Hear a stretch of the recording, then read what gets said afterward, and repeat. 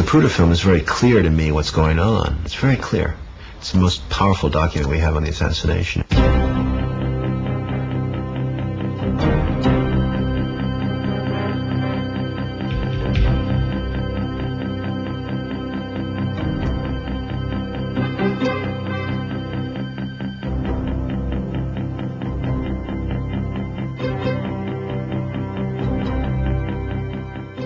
Describe these trajectories, but it just doesn't hold up because you see Mr. Kennedy hanging there forever with his throat wound, with his fingers on his throat, and Mr. Connolly slowly turning and realizing it, holding on to his Stetson. He could not have been hit by the same bullet. It would have gone through him by that time. It's a key piece of evidence that shows you that there had to be more than 3 shots, and that the fatal headshot did come from the front.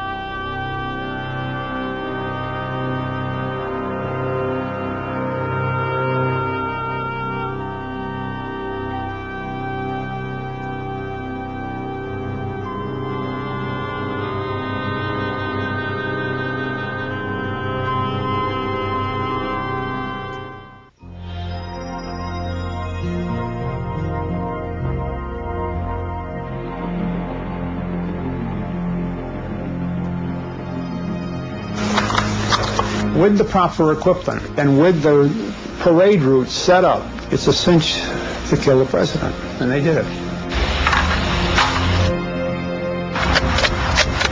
There was a conspiracy, there was a plan to kill and murder our president, which they did. The ZR rifle program was an assassination program.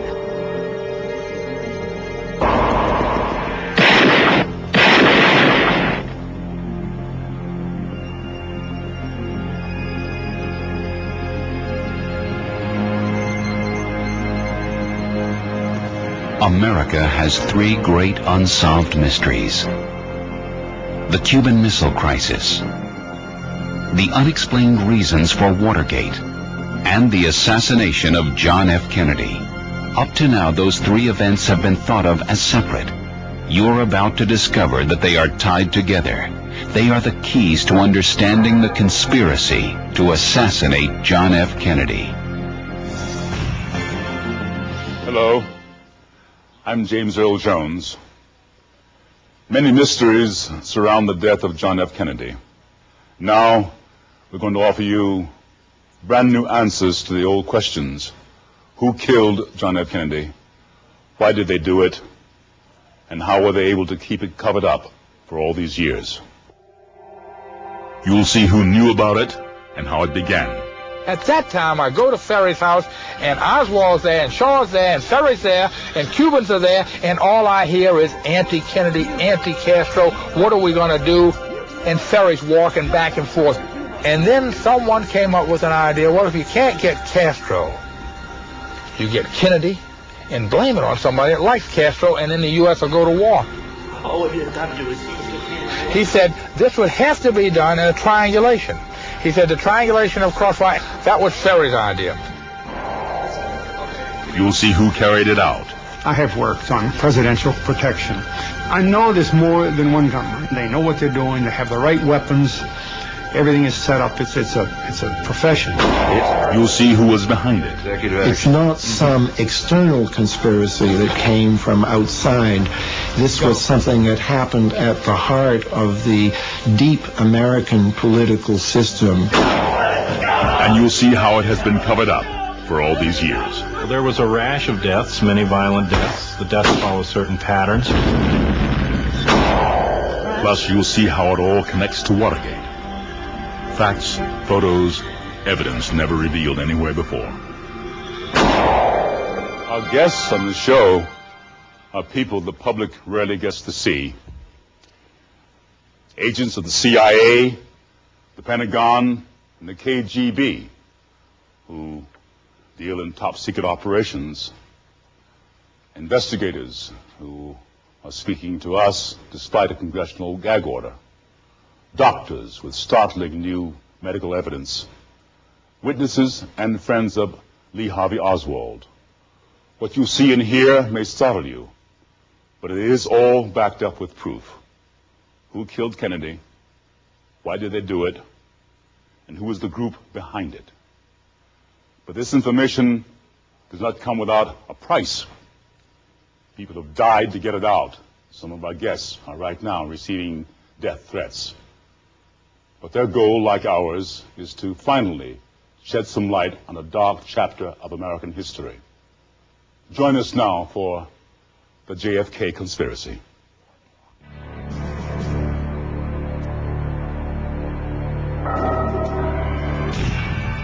Kennedy was killed in a conspiracy. I think you'll soon see that.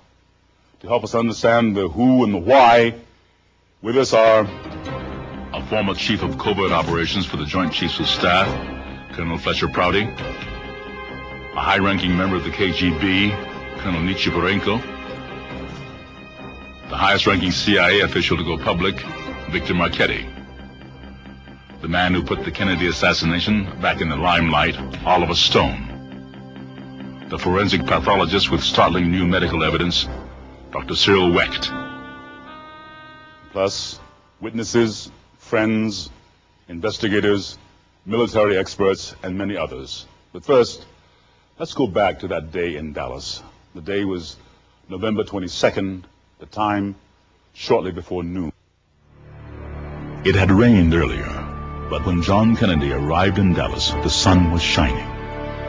As a result, the Secret Service left off the clear, bulletproof bubble top from the limousine. At first, the crowds were thick, but as the motorcade approached Dealey Plaza, people lining the route thinned to a trickle. And it was here that the motorcade violated the Secret Service's own rules. As the car turned, it slowed from 40 miles an hour to 7. It was precisely then that gunshots blasted out.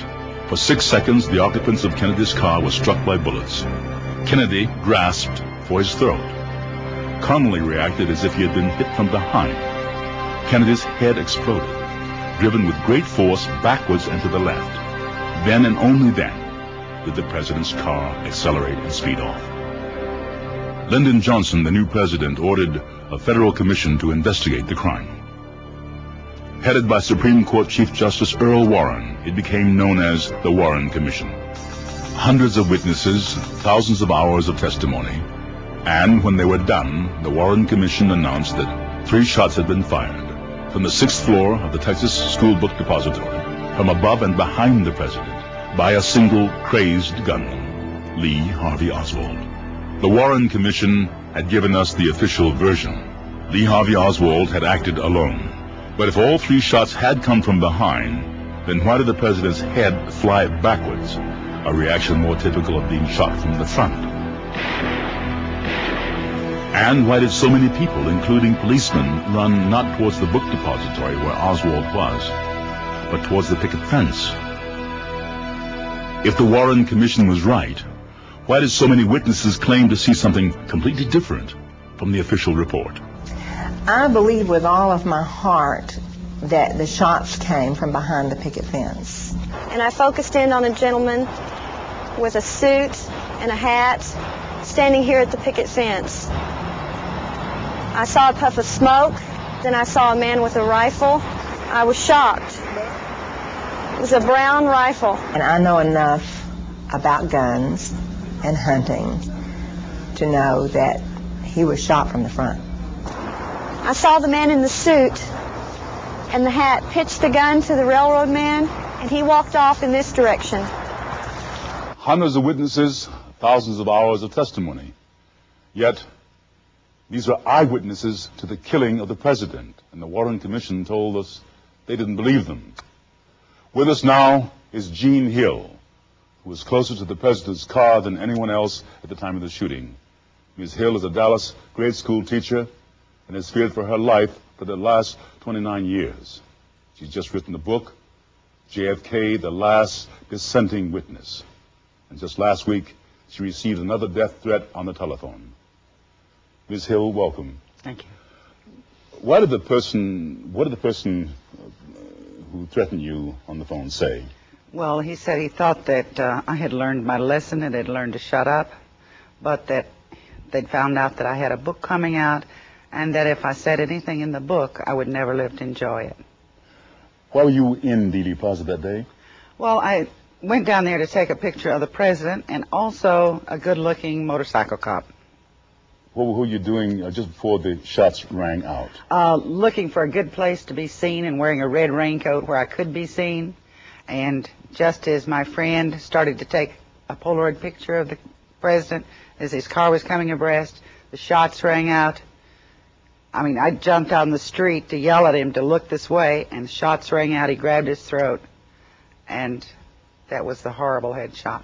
How many shots did you hear? 4 to 6. Did you see a gunman? I saw smoke and puff of smoke and a flash of light from the knoll where someone was shooting from behind the fence. I understand that 2 men claiming to be Secret Service agents interrogated you after the assassination. What were you asked?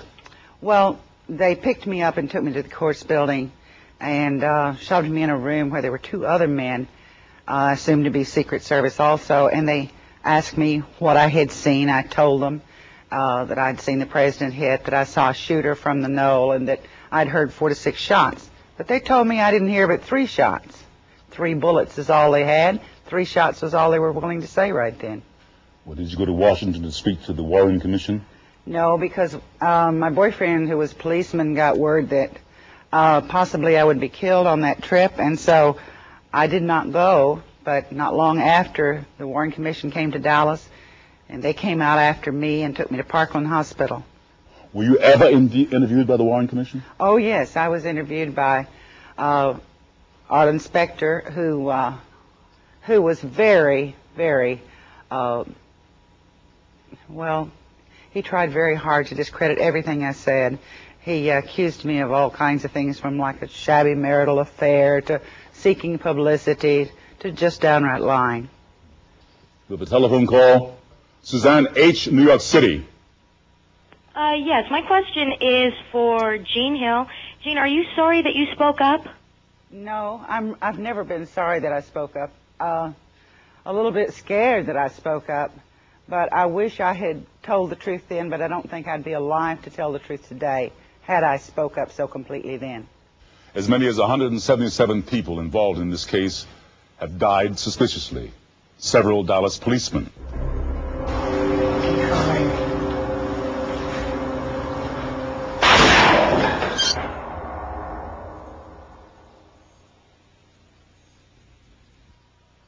A lot of people who questioned the official report died suspiciously. You'll learn more about this later. But now, we thought we'd tell you about the man the Warren Commission said was the lone gunman, Lee Harvey Oswald. Dallas police suspected Oswald of 2 crimes. One was killing the president. The other was the murder of a Dallas policeman named J.D. Tippit 45 minutes after Kennedy. It was a media frenzy. Within hours, we were told Oswald was a Marxist who handed out pro-Castro leaflets in New Orleans, that he was a communist who had defected to Russia, that he had renounced America and everything American, that he had married a Russian woman, and that he was a loner with a fascination for guns. This view of him was essential for the Warren Commission to explain his motives for assassinating the president. Dispatches you people have been given, but I emphatically deny these charges. Yet we didn't believe him. Why? Because everything we were told about Oswald fit our profile of a murderer. What if Lee Harvey Oswald was really a U.S. intelligence agent? Joining us now is Victor Marchetti, former executive assistant to the Deputy Director of the CIA under Richard Helms. Mr. Marchetti was at the CIA when Kennedy was assassinated. Mr. Marchetti, we know that Oswald lived in Russia. Was he a defector? It's possible, but more likely he was a what we call a dangle. He was an American intelligence agent who was put out there for the Soviets to recruit in the hope that he could penetrate their intelligence service. Did Oswald ever work for the CIA? Not to my knowledge, and although the CIA might have been aware of his operations, the FBI would have been aware of the operations also, particularly when he came back to this country. Well, did Oswald work for the FBI? No, I don't believe he did. I think he was working with naval intelligence, but the FBI was coordinating on the operation, as was the CIA in the Soviet Union, of course, when he was there earlier. Please explain what the Office of Naval Intelligence is. Now, the Office of Naval Intelligence is the Navy's CIA, and that is probably the outfit that Oswald was working for. Thank you. Oswald was a very mysterious person. To find out more about him, we have asked Ron Lewis, a friend of Oswald's, to join us. Oliver Stone, the director of the JFK movie, told us about Ron in his book, Flashback, The Untold Story of Lee Harvey Oswald. Marina Oswald confirmed to me that Lewis did exist, and she remembered him because he bumped into her one day in New Orleans when she followed Lee to work. Mr. Lewis, I understand that you worked with Oswald in New Orleans. We both worked for Guy Bannister, but he didn't pay us. We got paid from another source. Who was Guy Bannister? He was the head of the Chicago office of the FBI, and he also supplied guns for the Cuban refugees. And Lee told me this was a CIA operation. What did Oswald do for Guy Bannister? He went on to college campuses and he gathered information for the FBI. And he also recruited people to work for Guy Bannister. Did Oswald ever handle gun shipments at 544 Camp Street? He brought in a shipment of ammunition, and part of those were kept at 544 Camp Street. Part was taken in a laundry truck to Lake Pontchartrain. I remember this because the boxes were very heavy, and Lee was not a muscular person, and he sometimes said he was going to quit because of it. Is it true that Oswald had worked with Jack Ruby in New Orleans? He told me that Jack Ruby drove the laundry truck. The Warren Commission said that Lee Harvey Oswald and Jack Ruby never knew each other. Are you saying that they did know each other? They knew each other very well. That makes us wonder how much else in the Warren Commission report regarding Oswald is incorrect. To prove that Oswald was a lone gunman, they had to fit him into an extremely tight schedule. So we went back to Dallas to trace the fateful 3/4 of an hour from Kennedy's assassination to the murder of Officer Tippit. We began in the Texas School Book Depository. On the left, you see the time Oswald had to meet. On the right, you see a clock, synchronized to the speed of the film. This is the time it actually took us. Ready. At 12:33, the Warren Commission said Oswald left the depository and walked 7 blocks to catch a bus. They gave him 3 minutes.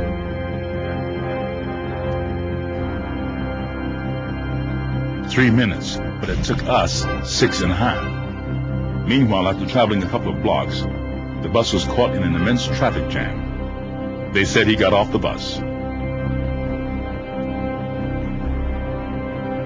At 12:48, they said Oswald climbed into a taxi. They gave him 6 minutes to reach his next stop.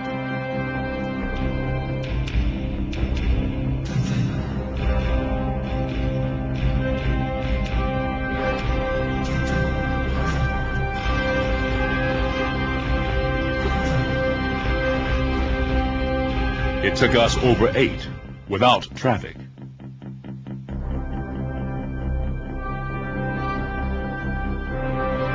The commission said Oswald entered his boarding house at 1 o'clock. At 1:03, his landlady said he left the house and went to the northbound bus stop.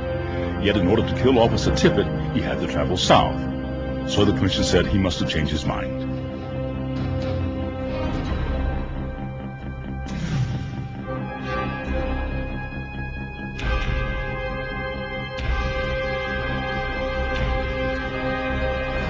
The witnesses all said that Tippit was killed no later than 1:10, and that was after the policeman and his killer had a conversation. 7 minutes. Oswald simply didn't have enough time. In every case, the commission failed the time test, and we had no congested traffic to deal with. But Oswald never got his chance to tell his side of the story. Instead, in the most secure area of police headquarters, he was gunned down by a man named Jack Ruby. The murderer of President Kennedy was dead. And we were told the case was closed. But if the Warren Commission was wrong about the time schedule, perhaps they were also wrong in telling us he was a pro-communist in New Orleans. He comes to New Orleans. He comes in and joins a group which he's supposed to be a left-wing Marxist. He isn't. He's a right-wing fascist. This is the real Oswald. All we gotta do is get Kennedy in the open. 3 teams. We'll get him in a triangulation crossfire. Blow away the president. We'll use a diversionary shot. Someone we can sacrifice. Then we'll get him for real with the other 2 shots. David. We know people who can do it. You know we do. We'll kill Kennedy, and nobody will know who did it.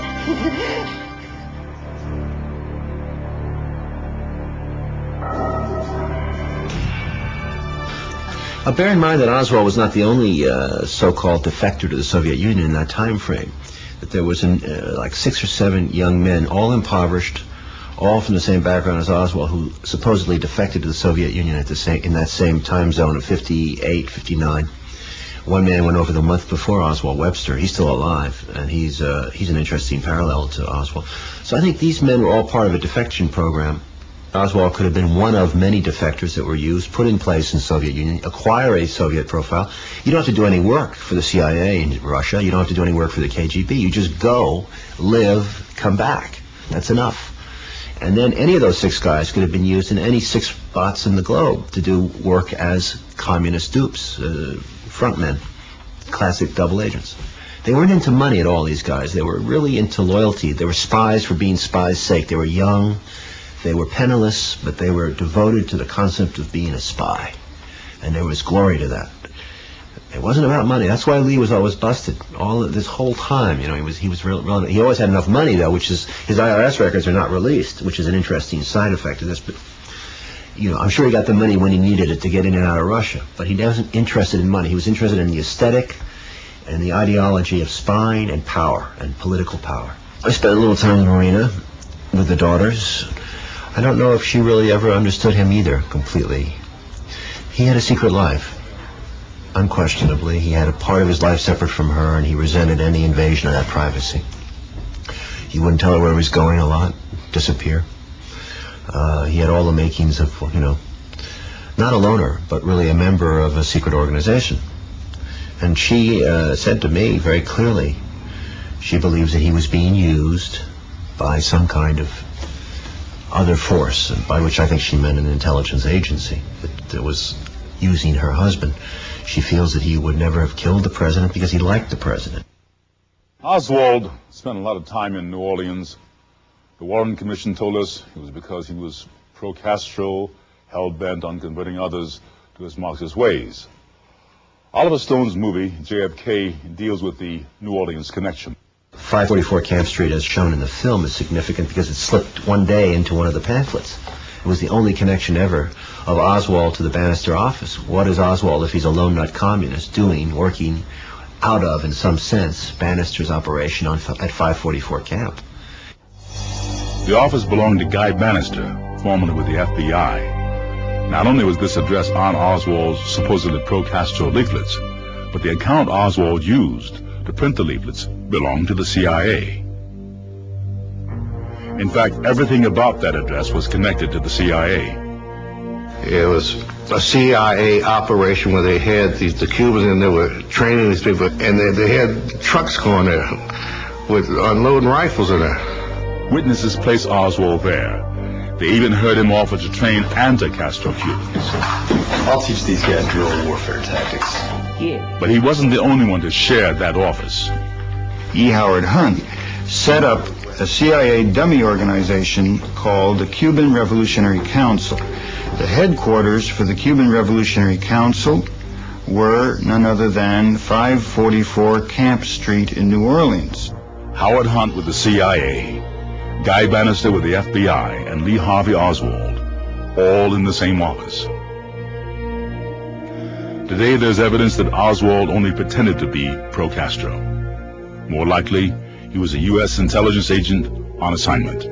All of this, I believe, was part of the intelligence community's attempt to both establish a left cover for Oswald, to suggest that he was pro-Castro. He was not left-wing. I don't care what the Warren Commission said. It is dead wrong. Perry Russo was a college student in 1963 when he met the real Oswald, the right-wing intelligence community Oswald. What the hell's he doing here? What do you mean, what am I doing here? What the hell are you doing here? I gave him some expletives back, and then Ferry jumped in between us and said, oh, he's all right, he's a friend of mine. He was in the wrong house to be a left-wing Marxist, because you're dealing with rabid right-wing fascists that were violent in their desire to overthrow Fidel.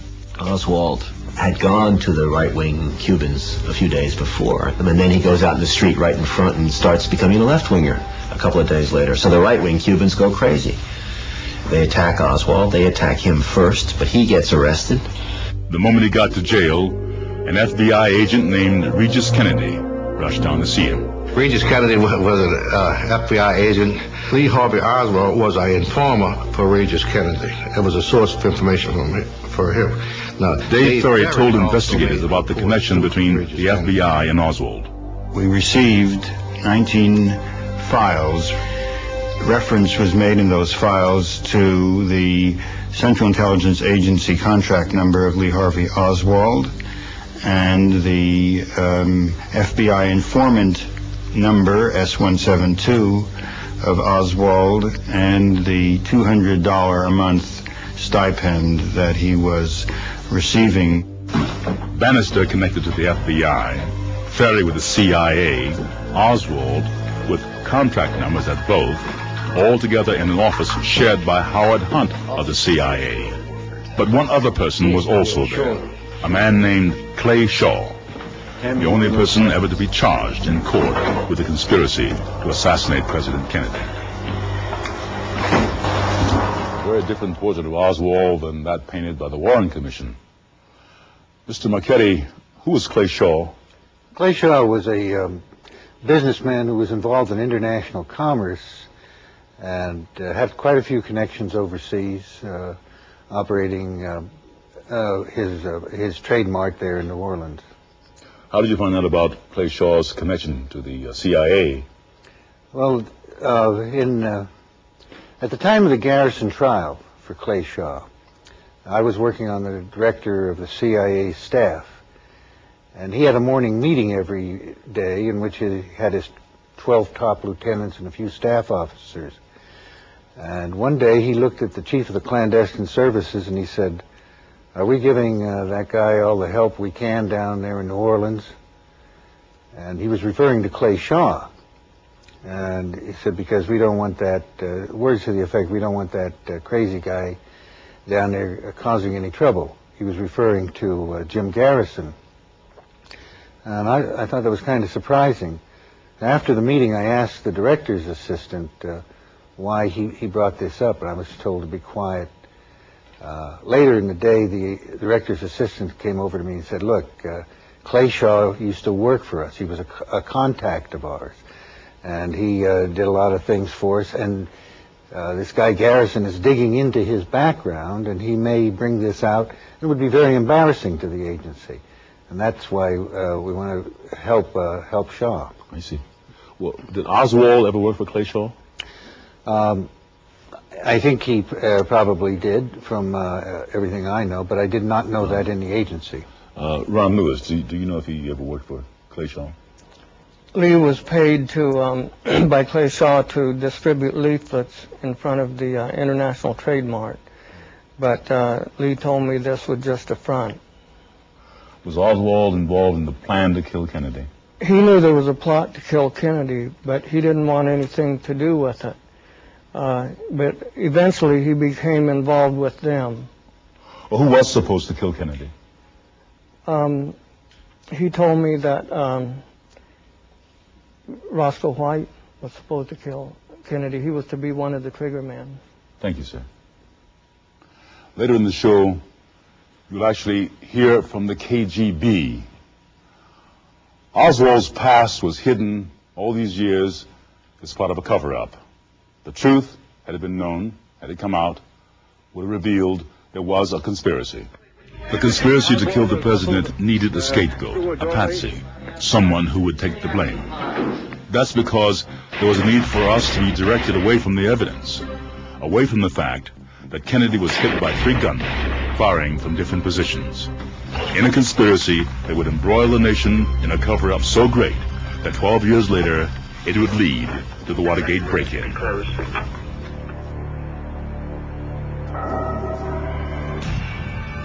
Seems apparent that somebody was handling Oswald, that he was running errands, I believe, for the Guy Bannister operation. Bannister was an ex-FBI agent out of the head office in Chicago. He was the chief of, the top guy in Chicago. He had a private eye firm down in New Orleans, but he wasn't doing any private eye work. One of the great omissions in this investigation, which is unexplainable, is why does not the FBI ever, or the CIA or the Warren Commission ever question Guy Bannister? Ever. I mean, they knew 544 Camp Street was on that pamphlet, but they never bothered to question Bannister. And then Bannister died just before I think it came out. So that is one of the indications that there was not a serious investigation. So Oswald could have been like a low-level runner, a guy who went to political rallies, took notes, did, bag jobs or cheap black bag jobs, stuff like that. I think that is the connection, and that's why he was used in the Fair Play for Cuba Committee pamphleting episode, which we showed in the movie, that Oswald, in a sense, was used from the beginning, from Moscow on. When he went to Moscow, I think, was used to acquire an identity as a communist. This was the profile he was intended to have. Whether he was unwitting about it or witting, it doesn't matter. This is a low form of intelligence operator, and this is what they do. In being convicted and fined, he was given a profile, a record, as a communist, and that's very important. It also creates, it becomes a federal record with the FBI agent questioning him as well. So now he's on file as a communist. I don't think that Oswald was ever intended for the Kennedy thing from the get-go. It only became apparent as the Kennedy thing grew closer. So I think that Oswald is a classic double agent, the dupe, usable for various jobs. To understand the conspiracy that killed Kennedy and the cover-up that followed it, we must first take a step back into history to a man named Fidel Castro. In 1959, the Eisenhower administration got the shock of its life. Fidel Castro, a young freedom fighter that Washington had armed and supported, announced to the world that he was a communist. Eisenhower ordered the CIA to recruit Cuban refugees. Special military camps were set up around the country to equip and train this new force. It became known as Operation 40. But Castro continued to thumb his nose at Washington. So in June of 1960, as Castro invited Soviet advisors onto his soil, a new decision was made: assassinate Castro. Joining us now to explain more of this history is the Chief Counsel for the Christic Institute, Daniel Sheehan, The Christic Institute is a non-profit public interest law firm best known for winning the Karen Silkwood case. Mr. Sheehan, what group made the decision to assassinate Castro? Well, we know, James, that Richard Bissell was involved, who was the deputy director for plans and covert operations for the CIA. And we know that J.C. King, who was the director of Western Hemisphere operations for the agency, was involved. And also Sheffield Edwards, the chief of security. But clearly someone from the 5412 committee, the ultra-secret committee to direct covert operations, had to have been involved in this decision at that high a level to carry out something so important. We understand that billionaire Howard Hughes helped to set up the ultra-black operation. What role did he play? Well, obviously, whoever this was on the 5412 committee that made this decision to kill Castro had apparently contacted Howard Hughes to get him to help set up this operation for deniability. And that is the point through which a man by the name of Robert Mayhew got assigned through the Hughes organization to carry this operation out to set up a political assassination unit, an ultra-secret political assassination unit of some dozen Cubans to kill Fidel Castro and Che Guevara. Well, what happened, James, was that the decision that Robert Mayhew was involved with was directed by the 5412 committee to bring in the mob. He contacted Johnny Roselli out of Las Vegas, and then Sam Giancana, and Sam Giancana contacted Santo Trafficante. These guys all got involved in the way they had it handled.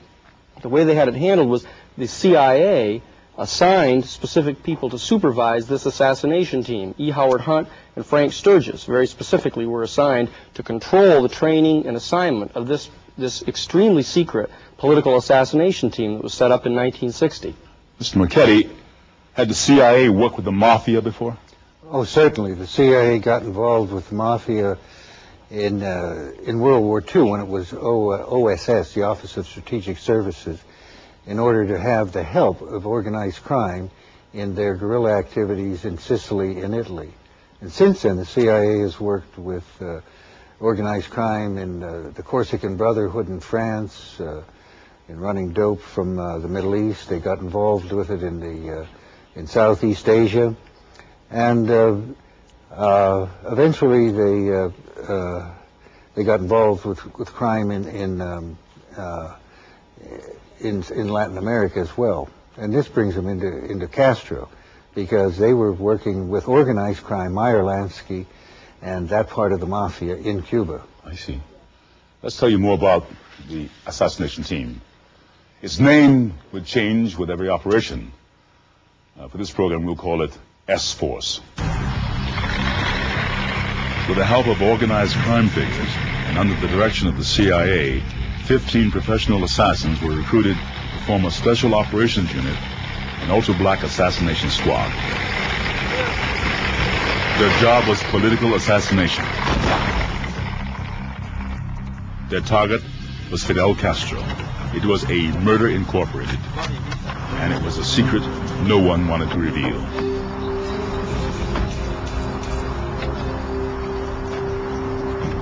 In November 1960, Nixon lost the election. Senator Kennedy will be the next president of the United States.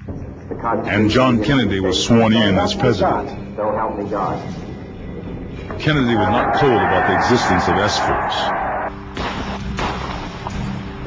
This secret was kept from him by Allen Dulles, director of the CIA. However, Kennedy was briefed on the other aspects of Operation 40. You must never be lulled into believing that either power has yielded its ambition for world domination. In April 1961, he ordered thousands of Cuban refugees, trained and equipped by the CIA, to invade Cuba. This operation became known as the Bay of Pigs. It was really a good plan, because early in the planning they brought in Marines who were specifically trained for over-the-beach operations. But it turned into a disaster when somebody in the chain of command double-crossed Kennedy and canceled the final bombing run. Kennedy did not order the planes to stand down, but he was blamed. John Kennedy was suddenly hated by the Cuban exiles and all those who supported them. We'll kill Kennedy, and nobody will know what did it. Because Cuba was protected by the Soviet Union, Kennedy had to placate Khrushchev. He promised he would cease all CIA-related operations. But he also tried to placate the Cuban exiles. So he changed his mind and continued operations against Cuba. Kennedy's actions led to the Cuban Missile Crisis. Khrushchev found out that Kennedy lied to him and had continued CIA operations against Cuba. What Kennedy did was simply rename Operation 40 Operation Mongoose. Mr. Sheehan, what did Khrushchev do when he found out that Kennedy lied to him? Well, what he did was to agree to send missiles to Cuba and to send some bombers into Cuba to start to fortify Cuba against what he expected was a future threatened invasion again of Cuba by Kennedy's Cuban forces. And how close did we come to a nuclear war? Well, it was pretty extraordinary. What happened, obviously, is the United States picked up the transport of these missiles on ships coming to Cuba and confronted Khrushchev. Kennedy confronted Khrushchev and told him that they were drawing a line in the ocean along a particular longitude, and if any of these missiles, new missiles, crossed this line, we would technically be in a state of war with the Soviet Union. And the Joint Chiefs of Staff had voted that if the ships did cross that line, that we should go to nuclear first strike to maintain our credibility. And they crossed and? Well, the fact is they did cross, and the Joint Chiefs reconvened and voted to go to nuclear first strike and told Kennedy that he should strike right now. How did Kennedy react to the threat of nuclear war? Well, according to the people that were there with him, is that he was stunned at that moment. He had come to that critical moment of history that everyone had feared, and he was being told by his Joint Chiefs that he should strike out completely against the Soviet Union. He was in his rocking chair, and apparently a tear came to his eye, and he said, I simply will not be the one that does this. And he immediately ordered all U.S. nuclear forces to stand down. This moment was what we call in kind of religious circles a metanoia, almost an experience that transported Kennedy to a different level of insight into the problems that had been being created by this Cuban plan. Did Khrushchev really want a nuclear war? No, it appears, James, the travesty would have been is that he had ordered the ships to stop, but they had not gotten the communication, or they had just gone across the line completely by mistake. So it would have been a horrible tragedy to have this thing happen that way. Kennedy had come face to face with nuclear annihilation. He didn't want that to happen again. So he assured Khrushchev and Castro that the U.S. would keep its hands off Cuba. He ordered the CIA to stop interfering with Cuba. When they refused, he sent in the FBI to shut down their training camps. They started dumping on Kennedy for shutting down, attacking these bases, and shutting them down and calling him a traitor. Kennedy continued to make enemies as he pulled back from world confrontation. He put in the hotline to Moscow. He signed the Nuclear Test Ban Treaty. That shook up the military-industrial complex. He ordered U.S. troops out of Vietnam, and that shook them up even more. The idea was 1,000 guys out early, and then eventually everyone out by 1965. And he disagreed with his advisors. It was their opinion that we had to send combat troops, and if we didn't send combat troops, that Laos would fall and South Vietnam would fall. They even questioned the viability of India, Australia, and Japan. The whole structure of East Asia, they said, would be threatened if we allowed this to happen. So they were very serious about this. But Kennedy was insistent. He wanted us out of Vietnam. He also decided he could no longer trust the CIA. After the Bay of Pigs, Kennedy had decided to change the whole structure of how this government would carry out covert operations. And so he was transferring covert operations directly to the Joint Chiefs of Staff. Shortly after that, he fired Allen Dulles, who had been the Director of Central Intelligence since 1953. That was a signal to the CIA of what Kennedy was going to do, or what he had done. Kennedy was changing the status quo. The whispers started. From big business to the military. From disgruntled intelligence agents to anti-Castro Cubans and their right-wing supporters. Kill Castro! Kennedy had to go. We'll get Castro. We'll kill Kennedy. That's who will kill Kennedy! The mechanism was already in place. S-Force was available for hire, waiting for its next political target. And they resolved at that point, then between May and June of 1963, that they were going to kill President Kennedy. And they were going to kill him either in Miami, because he was scheduled to come to Miami and have an open car parade there, or in Texas. And that was the decision that they made, to go forward and to kill him. In this segment, you'll see the evidence that Kennedy was killed in a conspiracy using more than one gunman. Our first guest is Dr. Cyril Wecht, a world-renowned forensic pathologist. He has been the coroner for Pittsburgh, Pennsylvania, and past president for the American Academy of Forensic Sciences. He was the first non-government pathologist to examine the medical evidence concerning President Kennedy's assassination. Dr. Wecht, how does the evidence prove that there was more than one gunman? First, Mr. Jones, we have to understand the predicament that the government found itself in. When they analyzed the alleged murder weapon, the Mannlicher Carcano, non-automatic bolt-action weapon developed before World War II in Italy, they determined that it took 2.3 seconds from shot to shot, without allowing time for repositioning, re-aiming at a moving target.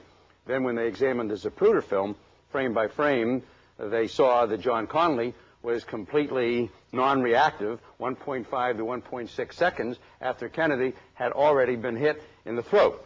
And that is what gave birth to the single bullet theory, that one shot came through Kennedy's back, through his neck, then through Connally's chest, through Connally's wrist, and the Connally's left thigh. And that is what permitted them to say that Oswald was a sole assassin. And if you see right here, there is John Connally's hat. I'm going to clear that a moment so we can first see his face. You'll see that there is no reaction whatsoever. Now, look at the white Stetson hat he's holding in his right wrist. Look at Kennedy, of course, having been struck.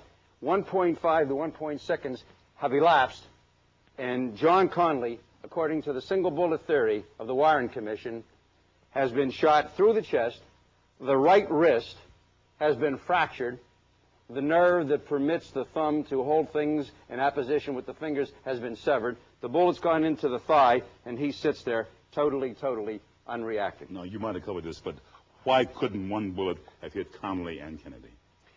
The bullet that was found on the stretcher at the hospital, the hero of the single bullet scenario, in its original weight was 161 grains. The bullet that was found weighed 158.6 grains, a loss of 1.5% of the original weight of the bullet.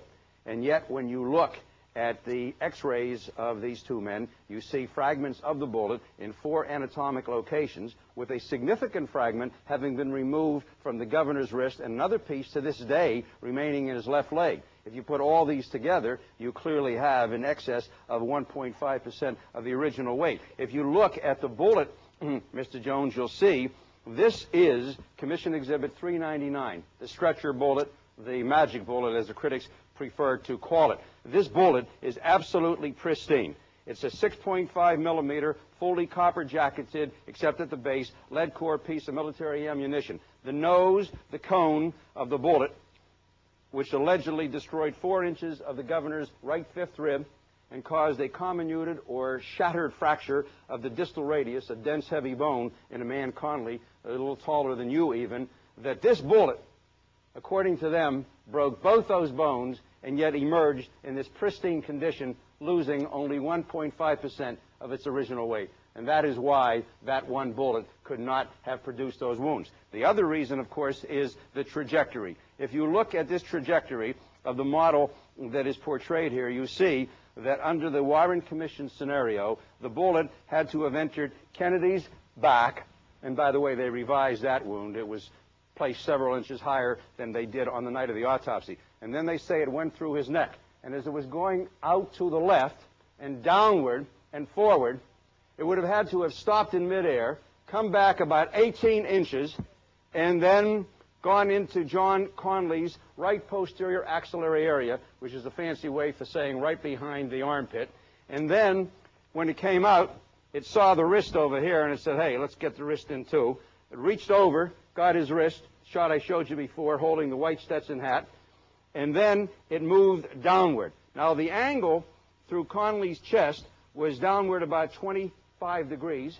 The angle from the chest to the thigh was downward at 45 degrees, and yet the angle through Kennedy was upward at about 7 degrees.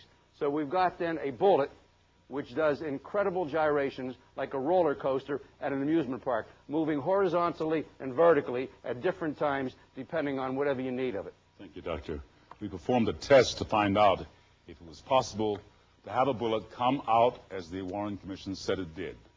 Larry Howard, the director of the JFK Assassination Information Center in Dallas, an antique gun collector and expert marksman, performed this test. This is a 6.5 Italian Mannlicher Carcano rifle. This rifle dates back to World War II. It's identical to the one found on the 6th floor of the Texas School Book Depository and that was allegedly used by Lee Harvey Oswald. The ammunition I'm going to fire is the same lot number allegedly used by Oswald. I got the ammunition from an antique gun collector and checked it with the information in the Warren Commission volumes. The rifle is not a very reliable gun. Many times it will have to take a second shot. The target is a combination of ballistics gel and bones. The ballistic gel assimilates the same properties of skin, and Dr. Wack suggested we use cow bones because they are very close to the consistency of human bones. Here we go.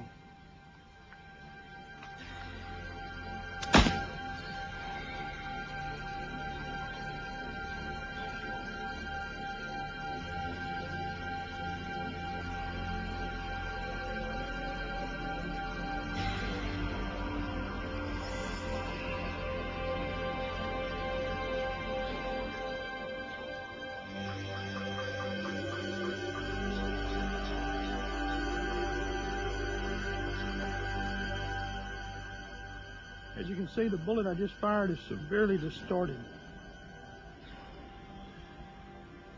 Now let's compare it to CE-399,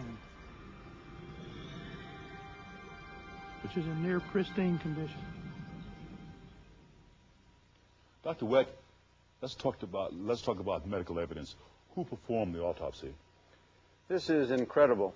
To do an autopsy on the President of the United States, dead as a result of multiple gunshot wounds, they called in 2 naval pathologists from Bethesda Naval Center here in D.C. who had never done a gunshot wound case, who had never performed medical legal autopsies, who were not forensic pathologists. And there was a third guy called over from the Armed Forces Institute of Pathology, and he was in a bad situation, an Army man, in a naval setting, and he had limited experience himself. Instead of calling in top forensic pathologists who had been known and utilized by the United States government going back to World War II, and in many capacities subsequent thereto, they deliberately excluded those people because they all shared one common flaw. They were civilians and could not be ordered to do things. Doctor, before you go on, let's talk with Dr. Charles Crenshaw, one of the doctors in the operating room when Kennedy was brought into Parkland Memorial Hospital. Dr. Crenshaw has written the book, JFK, Conspiracy of Silence, in which he reveals many secrets he kept for over 28 years. Dr. Crenshaw, the Warren Commission told us that Kennedy was shot with 3 bullets, all from the back. Did you see evidence of anything different? Yes, I saw definite evidence. I saw evidence of 2 wounds that came from the front. The head wound was tangential in nature, but it was a large avulsed area in the right rear part of the head. There was loss of part of the parietal, temporal, and most of the occipital lobe of the right cerebral hemisphere, with exposure of the cerebellum. It was about 2.5 to 2 3/4 inches in diameter, more or less circular in place, and had the appearance of an exit wound. When I saw the autopsy photos, there was no damage or no wound in the right rear area shown in 2 photographs. Well, the autopsy picture, in the picture, the throat shows a 2-inch incision where a tracheotomy was performed. Is that what you remember seeing? No, the second wound that I saw from the front was the anterior neck wound, which was 3 to 6 millimeters or less than a 1/4 inch in diameter. It was clearly demarcated, round, and relatively clean cut. When the endotracheal tube didn't work, Dr. Perry performed a tracheostomy through the entrance wound. The incision was sharp with smooth edges, about 1 to 1.5 inches long. I might add it was the same as when the tube was removed before he was put into the coffin. But the autopsy photograph showed a widely gaping wound with irregular edges about 2.5 to 3 inches long. Doctor, why have you kept this information secret for so long? Well, there was an edict of silence put out, but in deference to that physician, I believe it really meant that we in the room were not to use this intense personal experience for commercial gain or a head start in opening a new practice. However, that fraternal doctrine was kept for many years. I'm now 59 years old and have completed the development of my department using Parkland as a model, and will continue only in a teaching and administrative capacity for the next few years. And lastly, I think I was naive. I always felt our country would provide the best possible post-mortem examination with the best physicians, and thereby would have the best investigation for our fallen president. Thank you, Doctor. Would you please stay on the line with us? Now we turn to our new medical evidence. Dr. Wecht, how did this new evidence come to your attention? Larry Howard, whom we saw a little bit ago, called me and told me that he had been looking at the photos of the president's head again, and something that had troubled him perhaps subliminally previously had come to the fore once again. And that was, Mr. Jones, a straight line with short hairs in the president's scalp. We're looking at the back of the president's head, and this is the nose up front. In other words, the president is lying supine on his back on the autopsy table. What Larry noted is this straight line with short hairs. Short hairs, not the kind found in someone with a full head of hair, but the kind found at the base of the scalp, at the hairline, where one gets a haircut and where the hairs are trimmed. In other words, what we're looking at here is a portion of the scalp that has been reflected upward from the rear or occipital area that Dr. Crenshaw was referring to, that has been now reflected back up thusly, giving us the picture of the straight line with short hairs that we see here. What does that prove? What it proves is that this picture is very likely a revised, altered photo.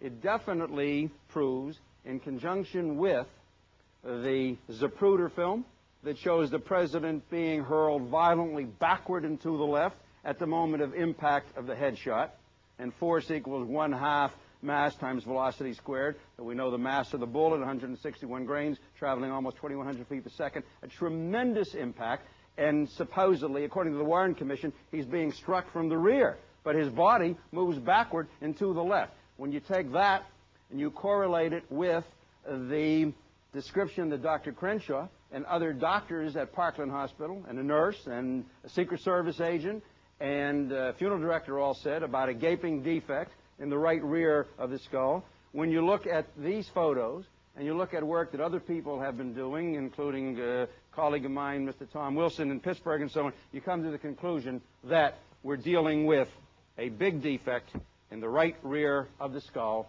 And the significance of that is that it was an exit wound, not an entrance wound. But there are other holes, too, in the head that I hope we'll have a chance maybe to talk about later. Thank you, Doctor. Evidence like this usually never gets to the public. People who find it are often warned to keep quiet, or worse, are killed, like the case of Dallas policeman Buddy Walters. He was called in to pick up an escaped convict at a motel. The court never even determined whether the gun that shot him was the policeman's gun or the escaped convict's gun. You've seen the medical evidence that proves the fatal shot exited from the back. Before this program is over, you'll see other evidence and know how this conspiracy was carried out. But first, getting at the truth in this case has been a painstaking and dangerous occupation.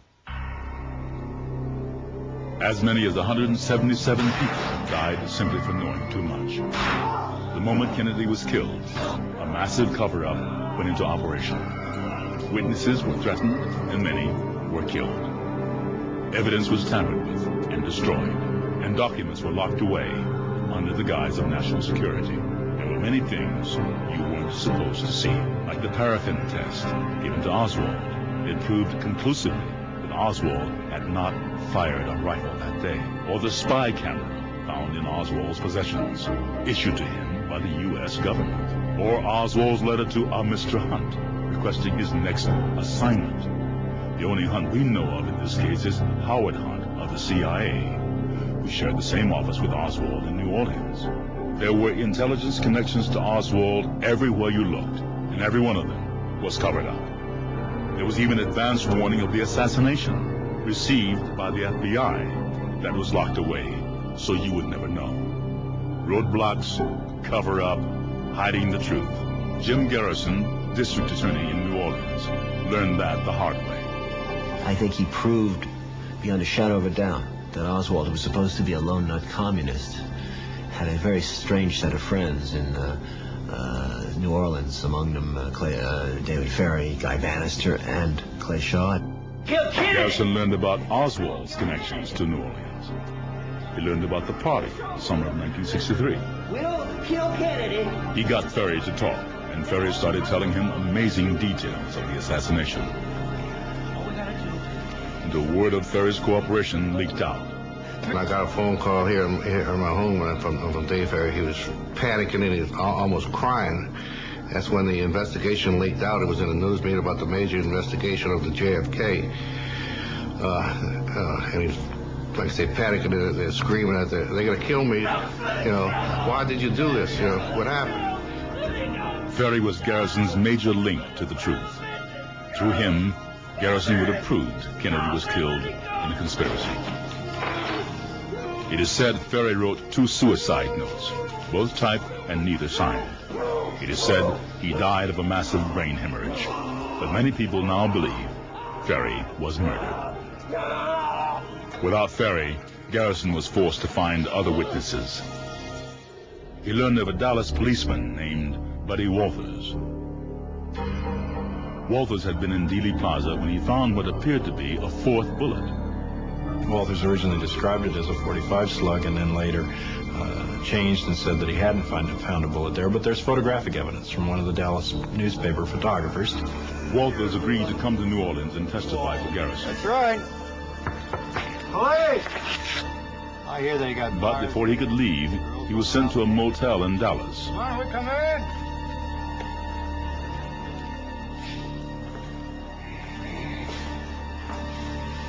I'll tell our friend in there that he's got company. All right. Hey, pal. Hey, pal.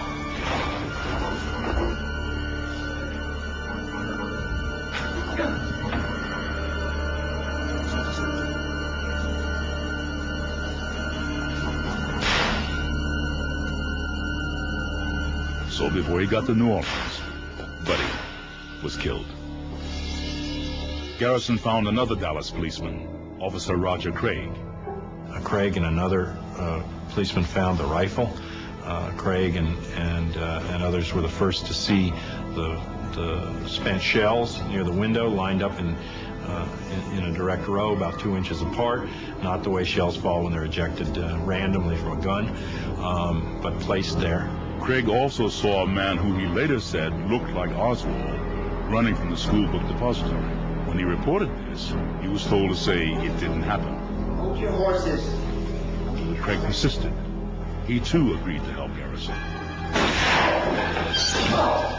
Craig survived, but someone was certainly trying to keep him silent.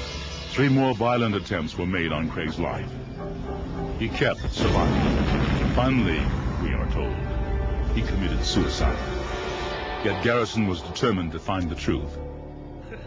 He found a new witness, Harry Russo, right away, I penned a letter to the DA's office in New Orleans. Because of Rousseau, Garrison brought charges against the only other person at the party, a wealthy industrialist named Clay Shaw.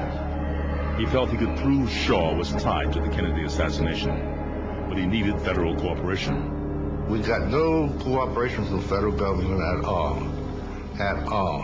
None. Zero. There was even an attempt to threaten his key witness. He said, you never knew anyone named Lee Oswald or Leon Oswald. You never heard anybody discuss shooting the President of the United States before the President was shot. And he says, and you did not attend any party or meeting or gathering on Louisiana Avenue Parkway that the discussion centered around shooting President Kennedy. We know people who can do it. You know, you never heard anybody... When he didn't go along, Rousseau was taken down. Garrison was taken down as well. As soon as Shaw was acquitted, powerful forces conspired to destroy Garrison's credibility. These forces are still at work, so believes Oliver Stone. They went after the movie with I think, deliberately, early. I've never seen a movie that was attacked before it was released. This was a vicious attack, and it came in the form of Washington Post, a big article discrediting the movie based on a stolen script. That was sent to every news organization in America. I think we were everywhere.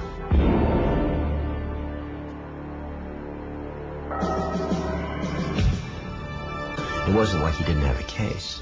But by the time he went to trial, it was like the old man in the sea. The shark that he'd caught had been eaten by the time he got to shore, nibbled to pieces.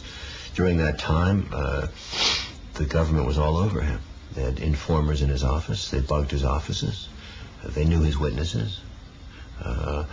His subpoenas against Cabell, Dulles, and Allen Dulles, the CIA, ex-CIA, and Bissell were squashed.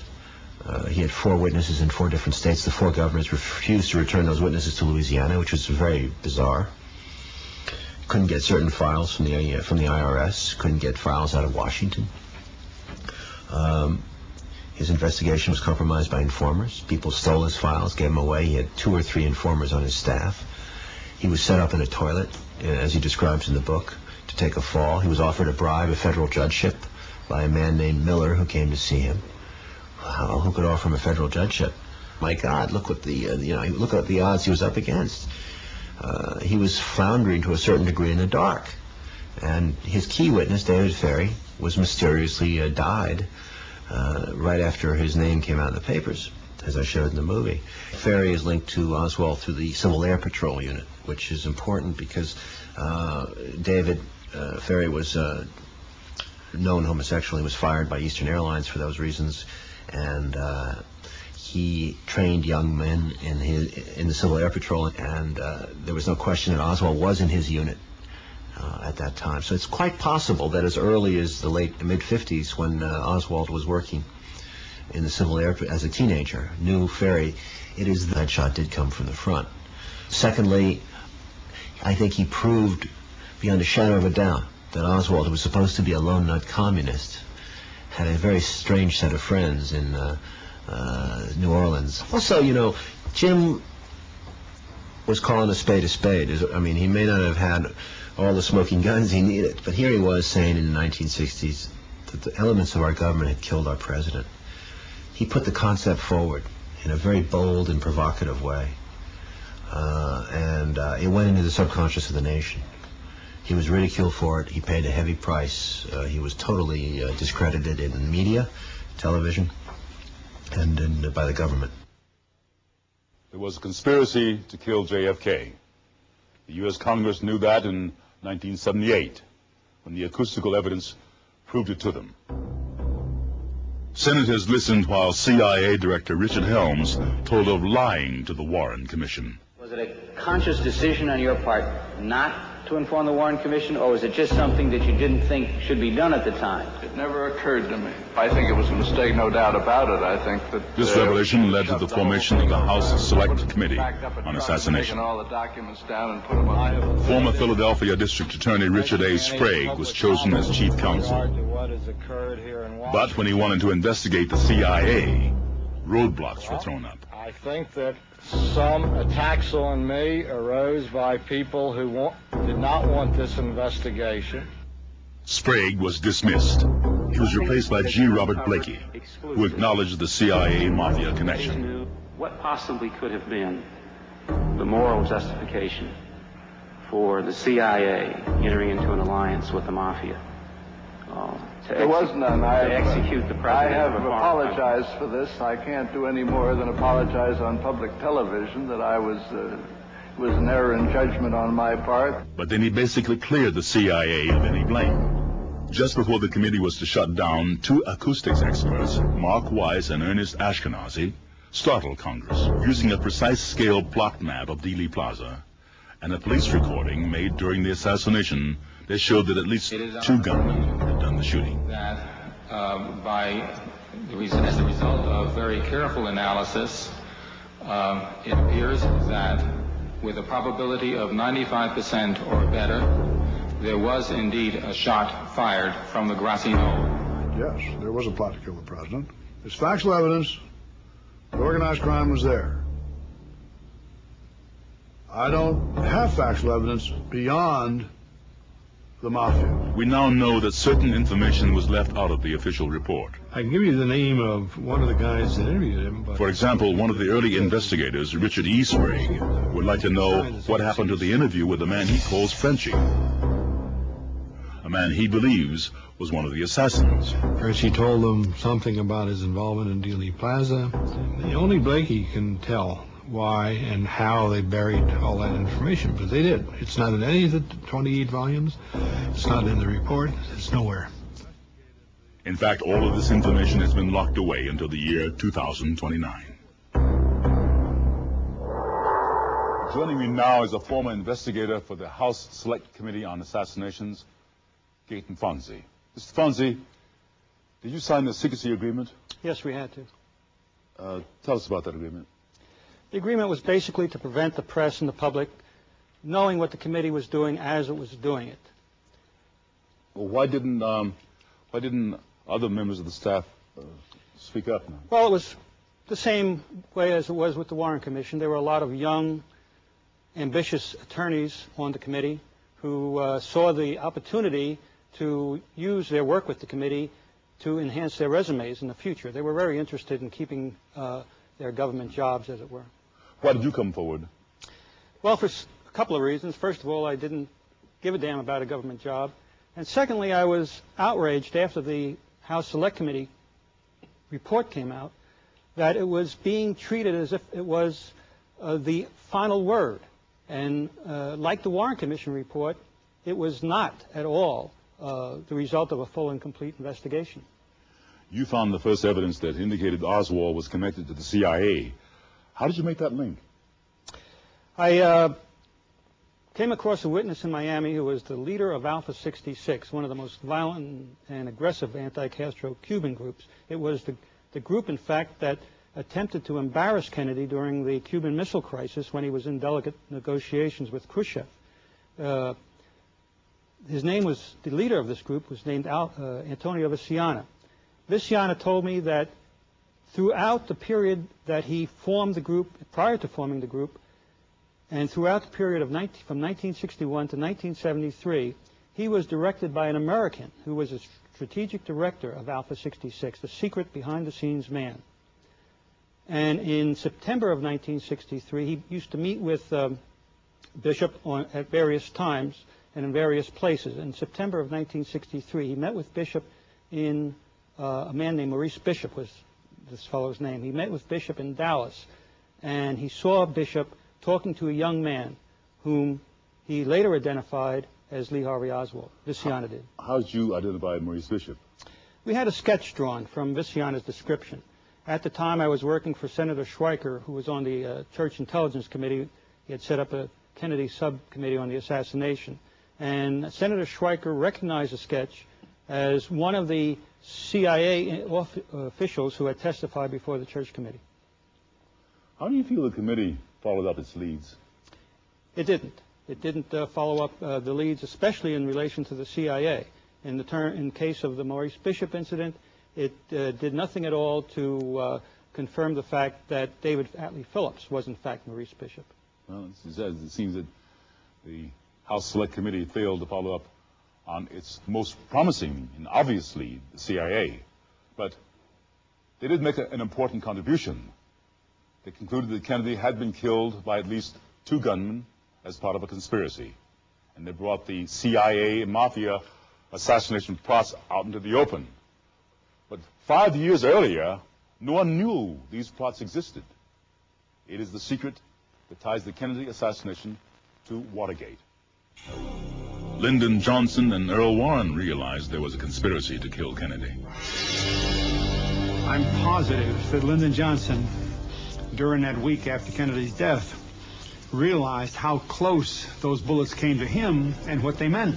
Johnson was only 2 cars behind Kennedy, and Colonel Prouty believes that fear is one of the reasons that Johnson and Warren, even J. Edgar Hoover, went along with the cover-up.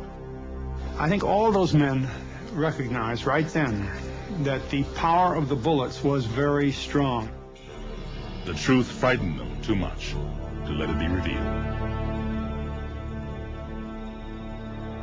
Nixon was in Dallas at the moment the president was killed. He was there on business, nothing to do with the assassination. But years earlier, he had been vice president when S-Force was created. He may very well have realized that the group had been involved in the Kennedy assassination.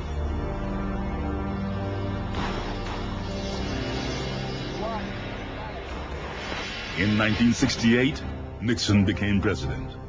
In 1972, one of the most baffling mysteries in America began.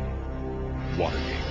It was a midnight break-in to an office building in Washington. People still don't understand what the connection between that Watergate burglary was and the assassination of President Kennedy.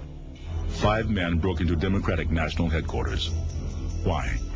Possibly because the new chairman, Larry O'Brien, might have gotten hold of documents pertaining to S-Force.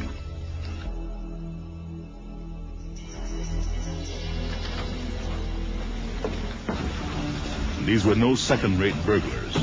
Most of them had been involved in the early days of S-Force. E. Howard Hunt, Frank Sturgis, Bernard Barker, Virgilio Gonzalez, and Eugenio Rolando Martinez. These were high-level intelligence agents who went into Watergate. They needed to get into Larry O'Brien's safe. They knew what to look for. The security officer called the police, but the lookout for the burglars didn't realize that the 3 hippies he saw were actually undercover cops. We're going up.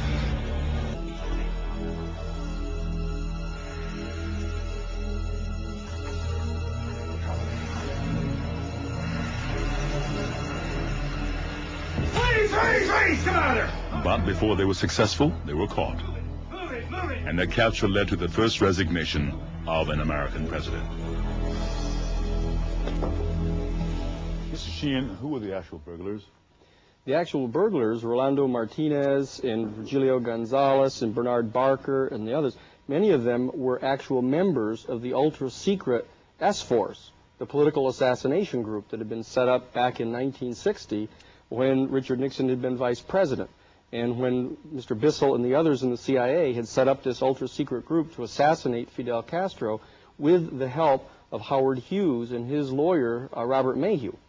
Was Nixon one of the conspirators to kill Kennedy? No, it doesn't appear that that's true. It appears that what he did is he suspected that this group, that was this special group designed to assassinate heads of state, may well have done this. And since he had been vice president, when the group had been set up and the head of the 5412 committee, that it could lead back to him and generate a very bad image. Mr. Marchetti, what can we learn from the Watergate experience? Well, we can learn that you have to have much more tighter control over secret operations. The CIA cannot be the secret tool of the President of the United States. There has to be oversight. And not just from Congress, but from the American public. Mr. Sheehan, everybody wants to know, who was Deep Throat? Well, many people in a number of books, the Secret Coup and others, have suggested that it was General Haig, Alexander Haig, but it was only in part Haig. He supplied a few documents, as did Admiral Bobby Ray Inman. But the key, the guy to Deep Throat, was Robert Bennett, who was Robert Mayhew's assistant. Remember, Mayhew was the man with Howard Hughes who had set up the political assassination group back in 1960, working with the CIA and organized crime. That Robert Bennett is the man who delivered the documents to Bob Woodward. Well, Daniel Sheehan isn't the only person who's told us that Nixon's downfall was orchestrated. At first, the Watergate break-in posed no threat to Nixon. But that all changed.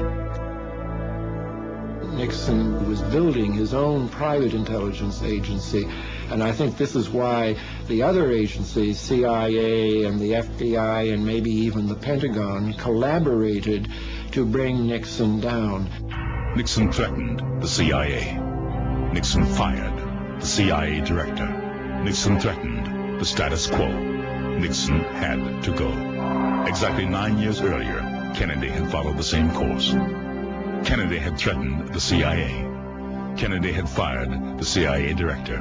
Kennedy had threatened the status quo. Except then, they used the assassination squad.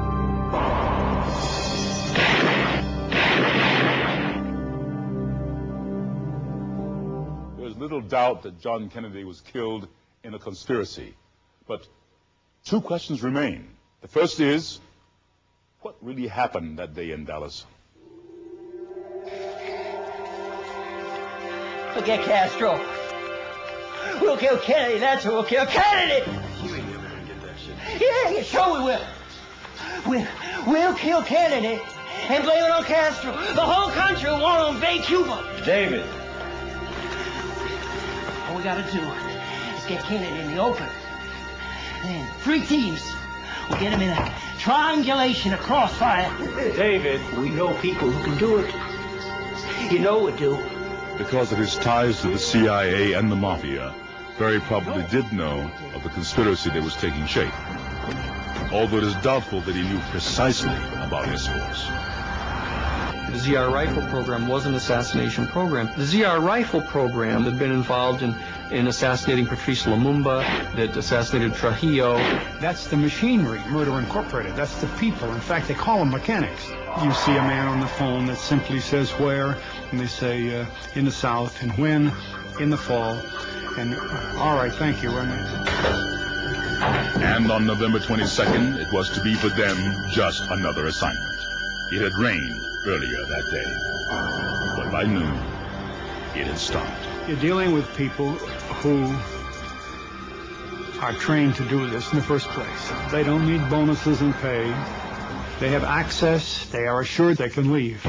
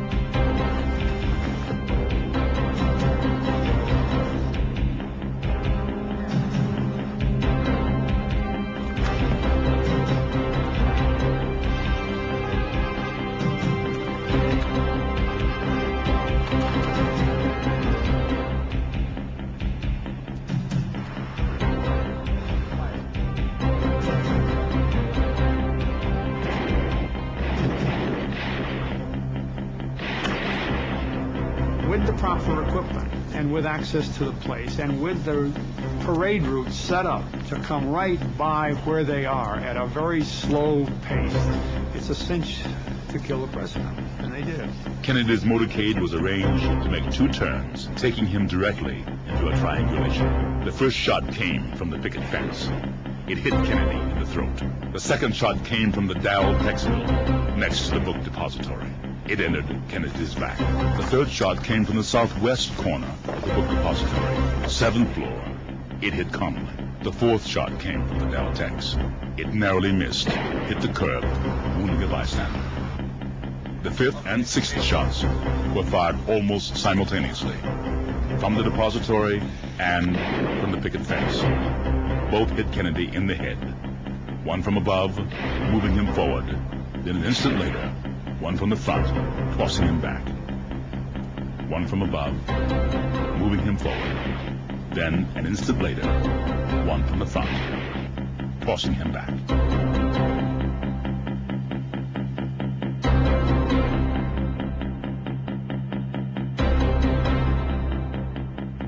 Now, only one question remains. Who ordered it? Our experts believe those orders came not from Lyndon Johnson, not from J. Edgar Hoover, not from the CIA as an agency, or even the Pentagon, but from a group of individuals, a power elite. These people knew how to turn on S-Force. They knew how to turn S-Force against their own president. Look what's happened here. This group of guys that we have developed over these years in this ultra-secret program to kill Castro has killed the president because he betrayed them. The story of the Kennedy assassination and the story of other scandals that we've had in our government are a kind of karma coming home, a kind of retribution for what we did to other governments. This is Lyndon Johnson talking, the President of the United States. He said, "We operate a murder incorporated." Johnson said we operate it. He didn't say we used to operate it. He said we operate it. Now, for President Johnson to say that there was a murder incorporated involved in the death of Kennedy, you can be sure he was not talking about Lee Harvey Oswald. He knew what he was talking about. And that's how Kennedy was killed. We have discovered that hiring assassins is an established procedure, a way of doing business, and that we're not the only country to do it. But in our case, this procedure was turned against our own president. This Special Operations Unit, this group we have referred to in this program as S-Force, it is their very existence that is the key to the conspiracy to assassinate JFK. Mr. Sheehan, what can be done to stop S-Force? Well, one of the things, James, that we have to do is to have a thorough investigation of the setting up of this group, who was in it, and what crimes they've committed, and hold them responsible for it. And there needs to be a thorough investigation by a special prosecutor to investigate their connection to the assassination of President Kennedy and, of course, to the Watergate burglary, to show that it was their connection to this group and Howard Hughes that was being looked for. Mr. Marchetti, how do we harness the illegal covert operations of the CIA? Well, supposedly by law, mainly through Congress. But right now there are two bills before Congress that are designed to revise the intelligence system, and they allow for the same things to continue on. The president is still allowed to have the right to, and the sole discretion to carry out covert action without oversight. We have a telephone question. The caller is Debbie from Clearwater. Good evening. I recall when the assassination took place that it was announced that the files or the information about the assassination would not be released. Why did the people of our country tolerate that and the secrecy of the files and the information regarding the assassination at that time? Well, the problem is that most of the American people don't feel that we have anything to do with decisions that are made by our government. Most people just come once every 4 years and vote for a president that's offered to us by the Republican or Democratic Party, neither one of whom we're particularly pleased by. The people have to learn to take control, and that's why they can call in and demand that these files be reopened, that a special prosecutor be assigned to investigate the existence of this political assassination group that was established back in 1960, back when the president and vice president authorized political assassinations. This has to be looked into. It has to be brought to light. The American people have to take charge of our government. That's why they allow things like this to go on. The time is over to let this stuff go on any longer. Hello? Yes, Rick. Go ahead, please. Yes, I'd like to know why it's taken so long for this information and the truth to be exposed. Well, in the first place, it hasn't been exposed yet, and I don't think it ever will be. Secrecy in government is designed for one purpose and one purpose only, not to keep the enemy or the opposition from knowing what's going on, but to keep the American people from knowing what is going on. And all the evidence that exists, or might have existed, that would implicate the government in Kennedy's assassination, you can be sure that evidence is now destroyed. So even if everything is released now, the chances of solving the Kennedy assassination and attaching the blame to the guilty parties is almost impossible. You've heard people say that Lee Harvey Oswald was set up as the fall guy. Wouldn't you like to know what the KGB says about Oswald? Meet a high-ranking secret agent from the KGB, a man never before seen on television, Colonel Nichiporenko. In 1963, he was an officer in the counterintelligence in Mexico and met with Oswald at the Russian embassy 2 months before the assassination. When I met Oswald in Mexico City in 1963, the discussion was about the visa for Russia. Oswald's emotional state was very agitated, very tensed, and very nervous. I spoke with Oswald during our conversation, and the second visit I considered that he was in big trouble. Something was very dangerous for him. I consider that Jim Garrison investigation is very important because its investigation is directed in New Orleans activities of Oswald. And my personal opinion that this is a very important place where maybe it's necessary to repeat the investigation. I consider that was conspiracy which involved more than only Lee Harvey Oswald. And that was Colonel Nichiporenko. We know that the colonel has additional information about the Kennedy assassination, but due to its highly sensitive nature, this is all we can share at this time. Was Kennedy a great president, or even a good one? That is for history to determine. But his death leaves us with a dilemma. Do we, as a nation, want to deal with paid assassins? Today, they might work for us, but tomorrow, how can we know? We've been asked, what is the purpose of opening old wounds? Well, perhaps the answer is for our children. We teach them to tell the truth, to speak up when there is a wrong. But in this case, those who tried to speak up were silenced, and that is wrong. Perhaps by opening the files, all the files, we can clean the slate and start again. We can only hope. Goodbye.